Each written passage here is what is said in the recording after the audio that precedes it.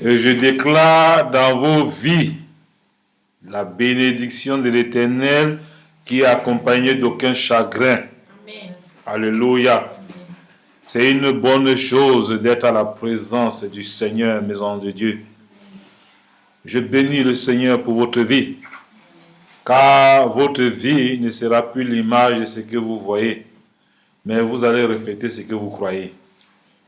Plus que jamais, la parole de Dieu va être véritable pour vous et pour nous à la maison des vainqueurs. Je profite de l'occasion pour parler du livre d'Apocalypse à partir de ce soir. Alléluia. Étendez bien vos oreilles et puissiez comprendre ce que la prophétie parle ce soir à son église. Le Seigneur a prévu ce temps que nous traversons, afin que ce temps soit pour nous un temps prophétique. Les choses qui se passent dans nos vies, elles se préméditent par nous. Et nous possédons notre héritage par nous-mêmes. Ce n'est pas une histoire de loterie nationale, mais c'est une histoire de conviction et de détermination. La joie du Seigneur doit être ta force. La joie du Seigneur doit être ta raison de vivre. La joie du Seigneur doit être la raison qui te motive d'aller travailler.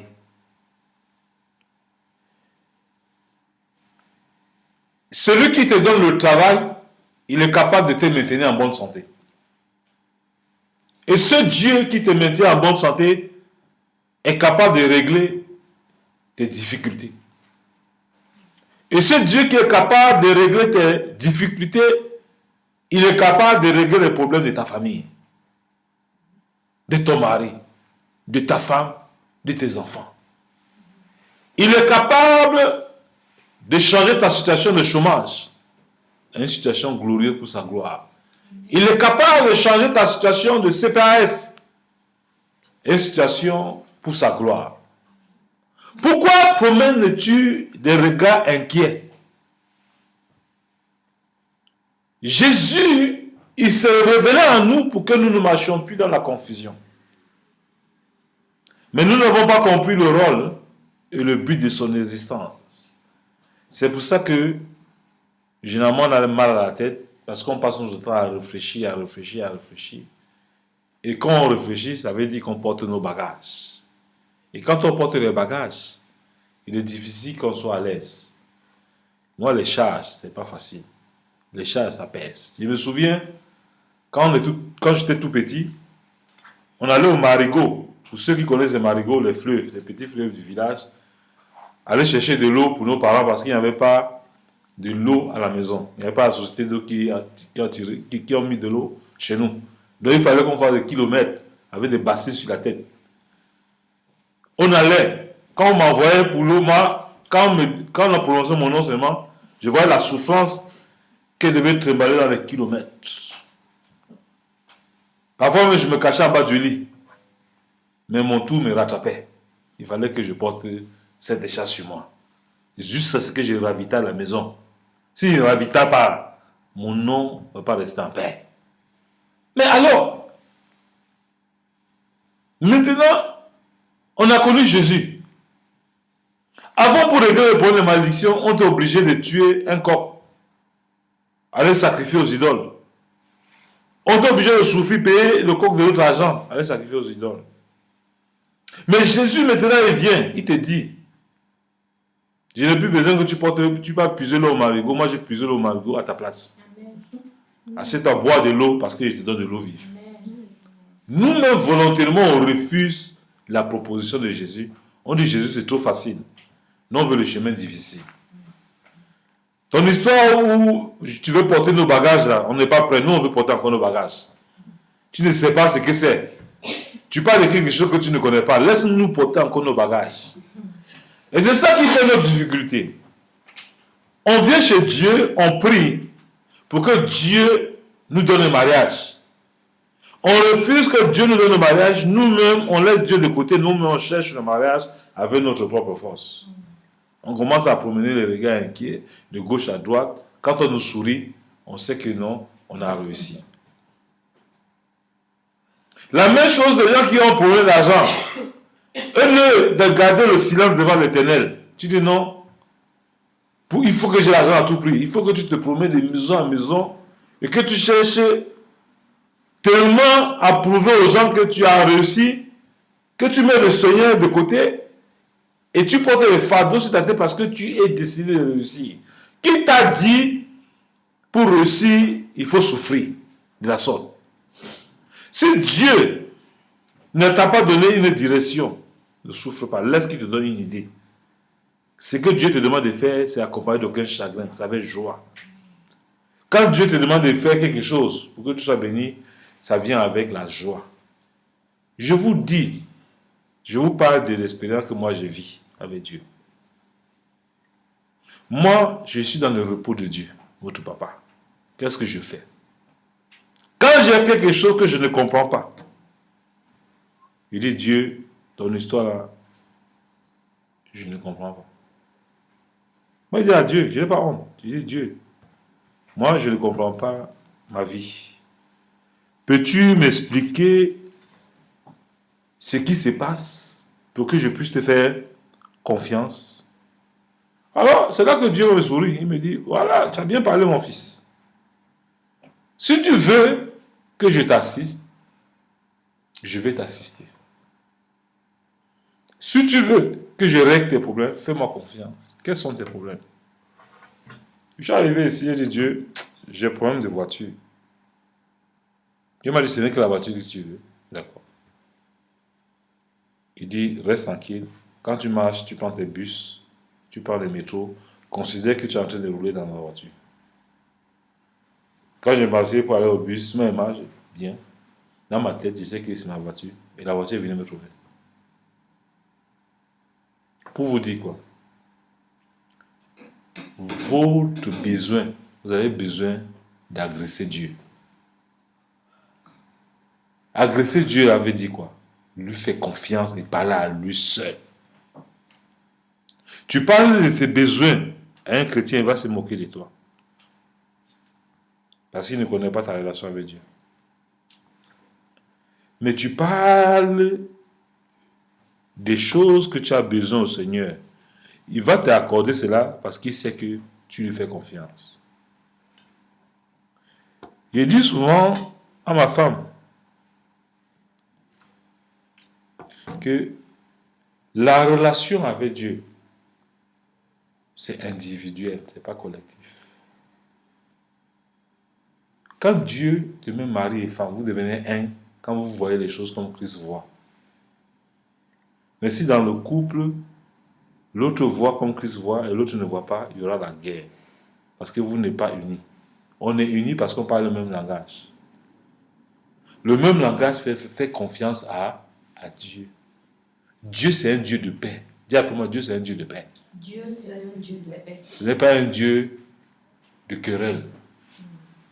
Quand vous voyez dans une maison, le monsieur va, la femme va, comment Dieu peut rester dans la maison, ma fille?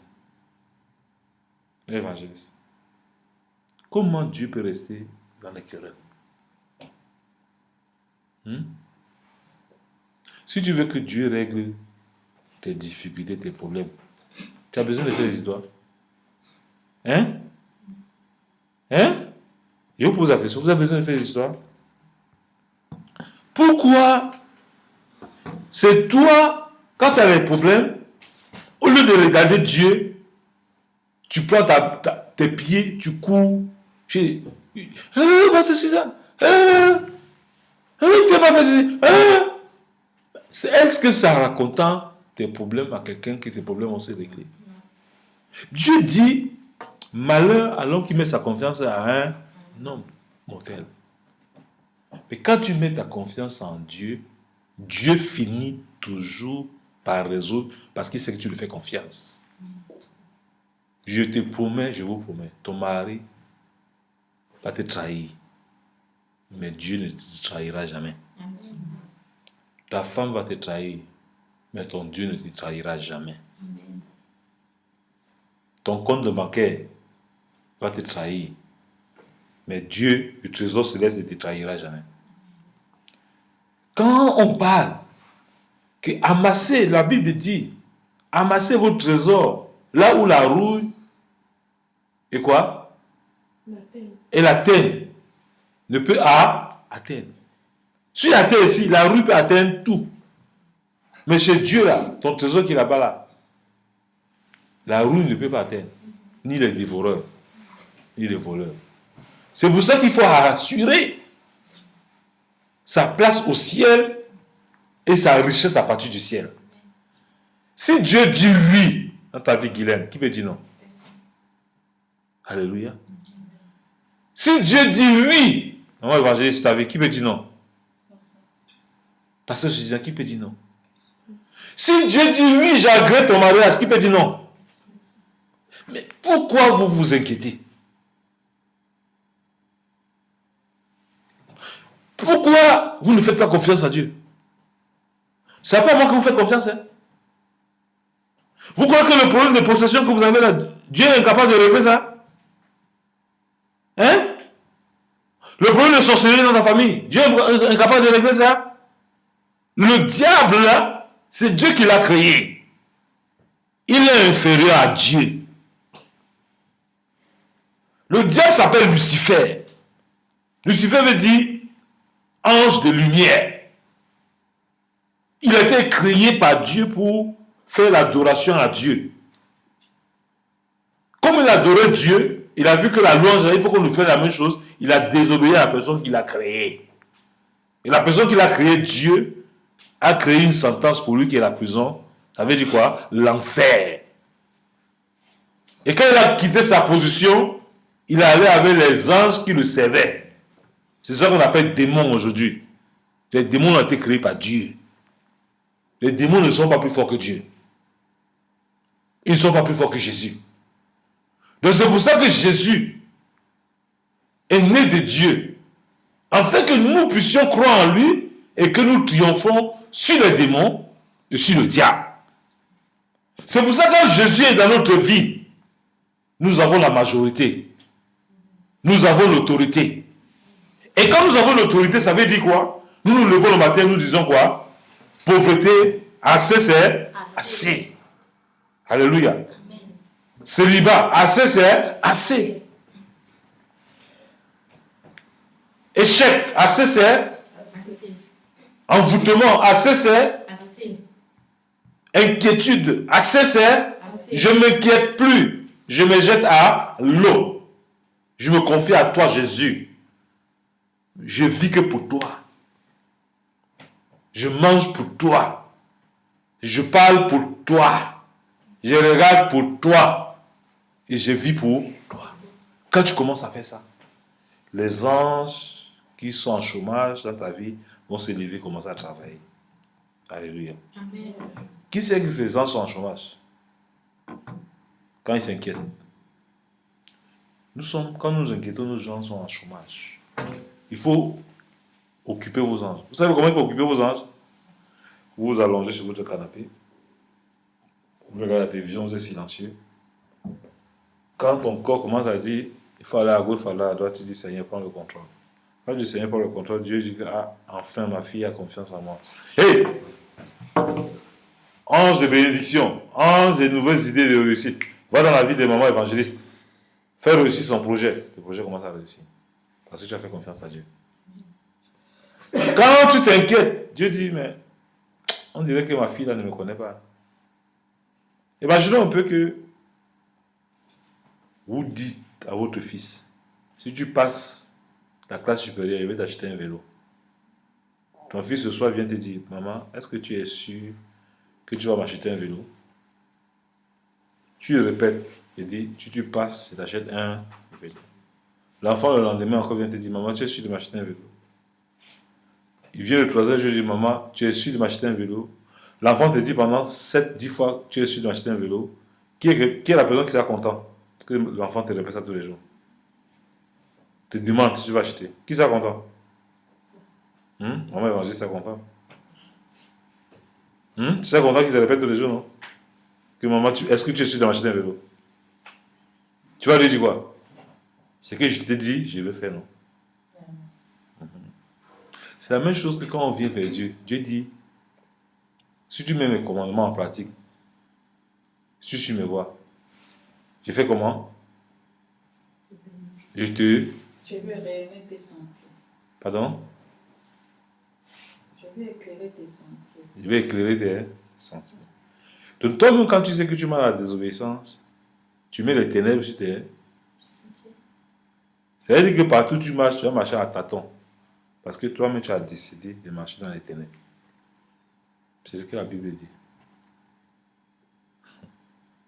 C'est pas ce que le docteur Bruno dit. Amen. Amen. Donc, nous-mêmes, on est responsable de ce qui nous arrive. Si tu passes ton temps à marcher dans le soupçon, est-ce que Dieu est dans le soupçon? Hein? Tu passes ton temps à marcher dans le soupçon, est-ce que Dieu est dans le soupçon? Tu vas amener quoi? Les ténèbres sur ton chemin. Tu vas amener des éléments qui n'appartiennent pas à Dieu, qui appartiennent au diable. Le diable va assiéger ta lumière. Ta lumière, c'est la ténèbre. Tu vas commencer à voir les choses comme les démons voient. Et tu vas commencer à être champion en destruction. Quand on dit champion en destruction, c'est quoi? Une rapporteuse de mauvaises nouvelles. Amen. Tu vas commencer à rapporter que non, la sœur Guylaine, là, qu'est-ce qu'elle croit même? Elle croit qu'elle est plus chrétienne que moi. Tu vas commencer à raconter des histoires comme ça, là. Les ténèbres vont commencer à prendre ta vie. Tu vas croire que tu es en train de bien faire. Hein? C'est dans ta vie en train de détruire. Amen. Qui m'a déjà vu parler mal de quelqu'un?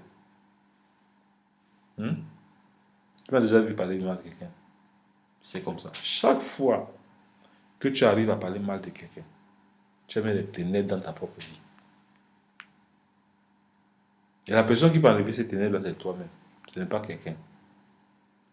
Le sang de Jésus peut te pardonner, te purifier de toute iniquité.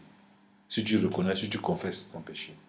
Mais tu ne le confesses pas. Les ténèbres, elles tapissent devant ta porte.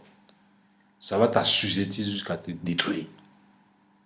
Mais Dieu ne nous a pas créés pour nous détruire. Il nous a créés pour notre bien. Pour que nous mangeons les meilleures positions du pays. Apocalypse chapitre 1.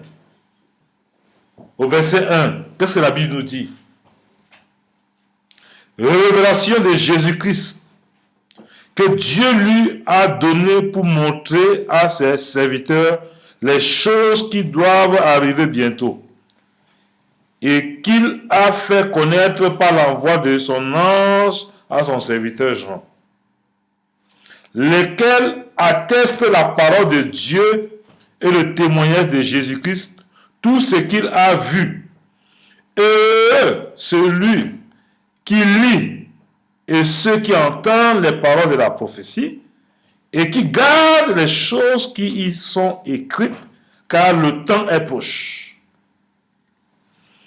Jean, aux 7 églises qui sont en Asie, que la grâce et la paix vous soient données de la part de celui qui est, qui était et qui vient, et de la part des 7 esprits qui sont devant son trône, et de la part de Jésus-Christ, le témoin fidèle, le premier-né des morts et le prince des rois de la terre, à celui qui nous aime, qui nous a délivrés de nos péchés par son sang.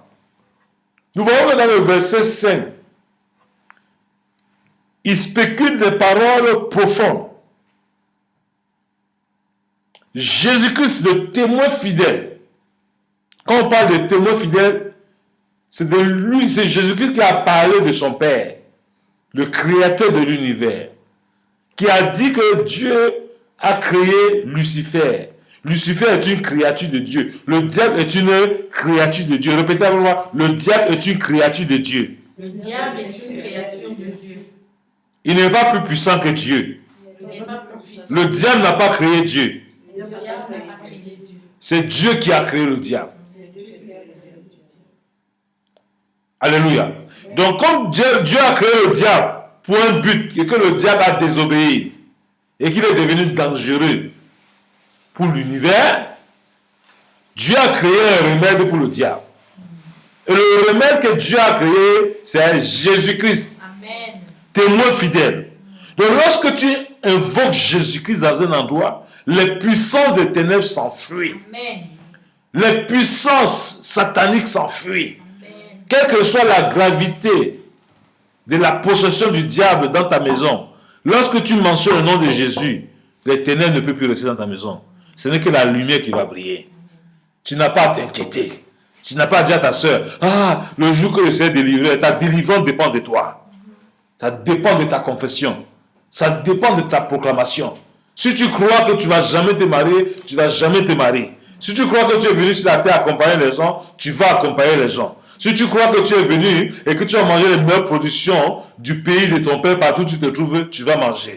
Tout dépend de ce que tu dis et de ce que tu vois. Un enfant, un fils de président ne marche pas en mendiant. Il marche avec assurance parce que son père est président. Mais toi et moi, nous ne sommes plus que les enfants du président. Nous devons marcher avec assurance. Nous devons parfumer notre figure. Nous devons bien nous habiller et marcher avec assurance et communiquer cette assurance aux gens qui ne connaissent pas le créateur de l'univers. Je suis étonné que nous qui connaissons le créateur de l'univers, nous avons même peur de prendre des voitures pour rouler parce que nous avons peur de payer ce qu'on appelle l'assurance, on appelle de payer les taxes, on appelle de ceci. Mais quand tu as peur, tu veux que Dieu fasse dans ta vie quoi? Il faut oser pour que Dieu te surprenne. Tu n'oses pas, ta vie reste stagnante. Tu dors, ta vie dort. Tu te réveilles, ta vie va rester éveillée. Parce que ton Dieu est un Dieu qui ne sommeille ni ne dort. Il dit au verset 5, de la part de Jésus-Christ, le témoin fidèle. Jésus-Christ est le témoin fidèle de la fidélité de Dieu et les choses de Dieu. Jésus-Christ est venu nous apprendre l'autorité. Il a appris à ses disciples comment on chasse les démons. Il dit, vous n'avez pas pu chasser ces démons parce que vous avez peu de foi. Les démons sont par la prière et pas des jeûnes. C'est pour ça que la maison de vainqueur, nous étudions souvent des jeûnes et des moments de prière. Nos veilles de prière, ce n'est pas pour venir à un club, mais c'est pour venir détruire les œuvres du diable sur notre chemin. Venir anéantir les ténèbres dans notre lumière, afin que notre lumière brille et qu'elle brille sans s'éteindre. À jamais. Alors, qui est témoin que la lumière est entrée dans sa maison? Que la lumière est en train d'alimenter sa maison? Qui témoigne ça? Je vais entendre un cri de Alléluia. Qui témoigne ça? Alléluia. C'est ça que Jésus fait pour vous assis comme ça? Alléluia. Amen. Je témoigne que le sang de Jésus te maintient en bonne santé. Amen. Je témoigne que le sang de Jésus te protège. Amen. Je témoigne que le sang de Jésus parle protection sur ta vie. Amen. Je témoigne que le nom de Jésus, le témoin fidèle, il est ton témoin. Amen. Quand le diable veut te condamner, Jésus-Christ dit, il est mort pour toi, afin que tu ne vives plus la condamnation. Amen. Jésus, le premier-né des morts, il est le premier-né des morts. Donc le pouvoir de la mort n'a plus de pouvoir sur vous. Quand l'esprit des morts vient, tu le chasses au nom de Jésus, parce que Jésus-Christ est le premier-né des morts. Le prince des rois de la terre, le prince des rois de la terre, c'est Jésus. Alléluia. Amen. Tous les rois de la terre doivent la seigneurie et le respect à la personne de Jésus. Alléluia. À celui qui nous aime, qui nous a délivrés de nos péchés par son sang. Donc Jésus nous a délivrés de nos péchés par quoi? Par son sang. C'est pour ça que nous avons évoqué le sang de Jésus permanemment sur notre vie. Quand nous sortons, nous disons que le sang de Jésus nous protège. Que le sang de Jésus nous lave. Que le sang de Jésus nous rend exempt sans péché. Quand tu évoques ce sang, le sang est fidèle de te purifier, de te laver de toute iniquité. Et quand les gens te voient, quand le diable te voit, il n'y a plus de péché en toi parce que le sang de Jésus est sur ta vie. Si c'était moi, toi, chaque jour, je vais mettre ma main, je vais dire le sang de Jésus sur ma tête, sur ma vie, de ma chevelure jusqu'à la plante de pied, le sang de Jésus. Quand le sang de Jésus est permanemment sur ta vie, c'est ta protection à vie. Quand tu es dans une maison, s'il pleut, est-ce que la pluie va t'atteindre? Donc, sur le sang de Jésus sur ta vie, si tu sors, il y a les milliards d'attaques, des lancements, des flèches. Les flèches ne t'atteindront pas au nom de Jésus. Rappelez-vous des premiers-nés en Égypte. Le sang des agneaux a préservé les premiers-nés des enfants d'Israël. Combien de fois le sang de Jésus, qui parle mieux que le sang, des agneaux, vous n'invoquez pas. Amen. Si c'est moi, toi, je dis, le sang de Jésus sur ma vie. Le sang de Jésus sur ma vie. Sur ma vie! Sur ma vie. Vous êtes trop diplomate. C'est bien pour vous. Amen. Amen. Alléluia. Amen. Que Dieu vous bénisse.